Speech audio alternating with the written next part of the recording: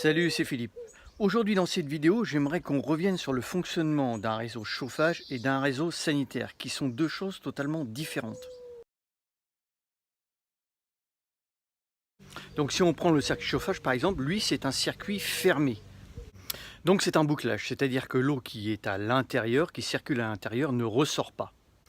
Donc pour mettre de l'eau dans ce circuit qui est fermé, pour simplifier la chose, on va faire un piquage sur ton retour chauffage. Alors ça va être un piquage entre ton eau froide sanitaire et ton retour chauffage. Donc ici on voit bien la jonction entre ton eau froide sanitaire et ton retour chauffage. Donc on a deux petites vannes de barrage, une sur l'eau froide sanitaire et une sur le retour pour ouvrir et fermer l'eau.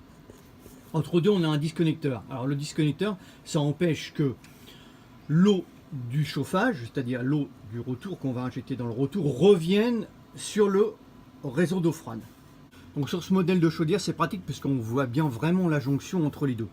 Donc pour mettre de l'eau dans ton réseau chauffage, dans ton circuit chauffage, eh bien tu vas tout simplement ouvrir la petite vanne d'eau froide sanitaire et la petite vanne de retour chauffage.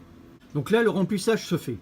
Alors, bien entendu, tu vas remplir ton réseau d'eau, mais il va falloir le gérer. Il va falloir gérer cette pression. Donc, pour gérer cette pression, tu as le petit mano de chauffage, lui, qui se trouve sur ton réseau, en fait. Donc, c'est là que tu vas avoir la pression que tu vas avoir dans ton circuit fermé. Donc là, il ne fonctionne pas forcément parce que la chaudière n'est pas branchée. Donc, tu as 1 bar, 2 bars, 3 bars.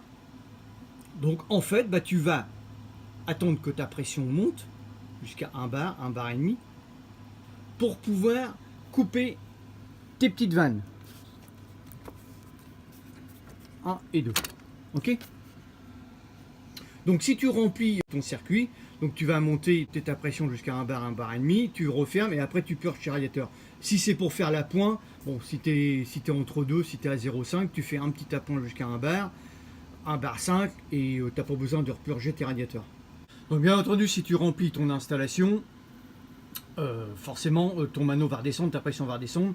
Donc automatiquement, tu rouvres tes vannes pour remonter la pression et ainsi de suite, jusqu'à temps que tous tes radiateurs soient purgés et que tu stabilises ta pression.